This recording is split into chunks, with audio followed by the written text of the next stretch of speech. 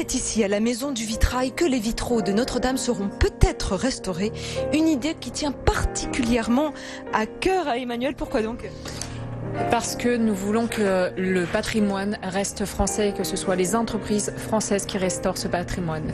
Inutile d'aller à l'international. 60% du patrimoine mondial est en France en matière de vitraux.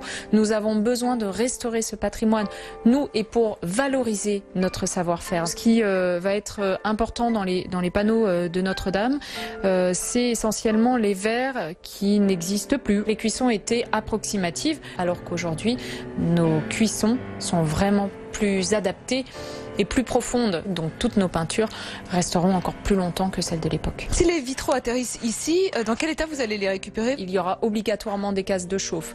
Par exemple, ici, ce sont des vitraux qui ont subi un incendie et donc on peut voir qu'il y a des micro-fissures partout. Donc il va pas tomber, mais il va exploser à plein de petits endroits.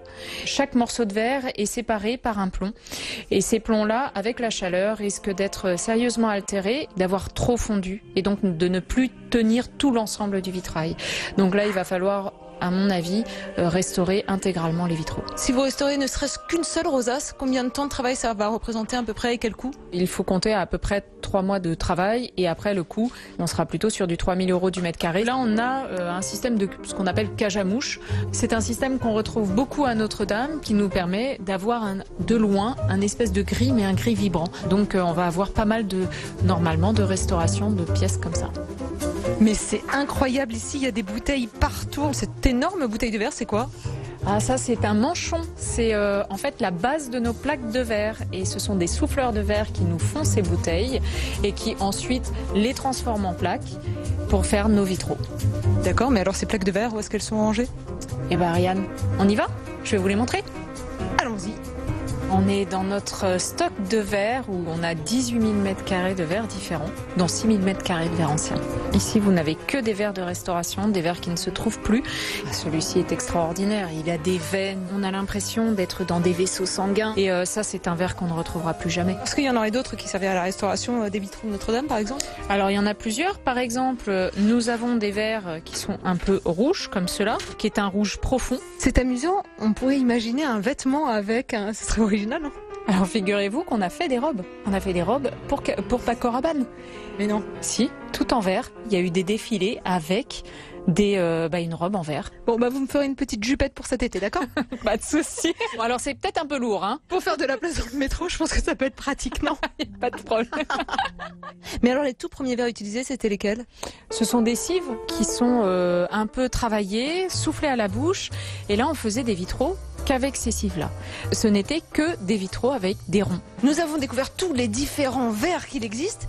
Mais alors maintenant, comment on fait pour réaliser notre vitrail ? Quelles sont les différentes étapes ? Donc là, vous voyez, j'ai mes compagnons qui sont en train de couper les verres pour réaliser le vitrail. On va déjà voir si vous êtes capable de faire des lignes droites pour voir si vous arrivez à faire chanter le verre. Chanter le verre ? Et on appuie. Non, on n'entend rien du tout, hein. Et ça doit faire quoi comme bruit ? Regardez, je vous montre.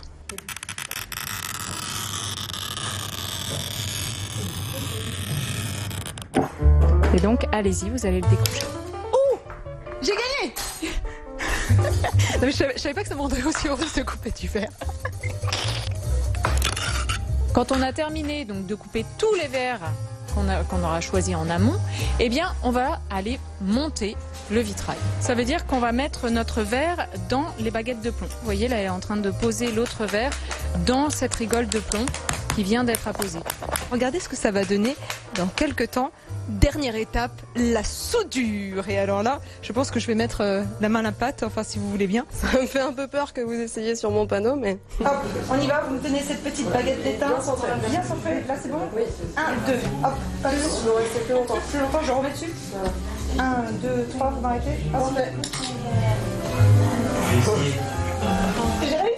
Pour l'instant, ce que je vous propose, c'est que nous ayons notre propre vitrail, celui de BFM Paris. Et c'est moi qui vais vous le faire, regardez. Là, on évite les parties qui vont être sablées. On va retrouver le verre blanc qui est en dessous. Olé!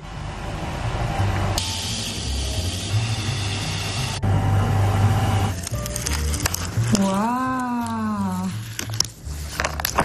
Prochain prochaine étape, évidemment, la peinture. Alors il y a toute une technique à respecter, n'est-ce Voilà. pas? Donc on travaille toujours sur un petit ballon, ce qui nous permet de ne pas trembler. À vous de jouer. Voilà, ça ressemble à ça. C'est pas si mal. Ah bah voilà, bah alors ça c'est pas terrible, évidemment. Mais ça fait un gros pâté toujours. Oui, bon, bah, on va le laisser sécher, on va le regratouiller ensuite. Je le laisse entre les mains de l'experte, je pense que c'est mieux. Alors ça y est, la première cuisson a eu lieu. Regardez, le BFM Paris commence à prendre forme. Il ne reste plus qu'à peindre le A en orange et cuire une seconde fois. Et c'est bon, ça sera prêt. On encadre notre vitrail de plomb.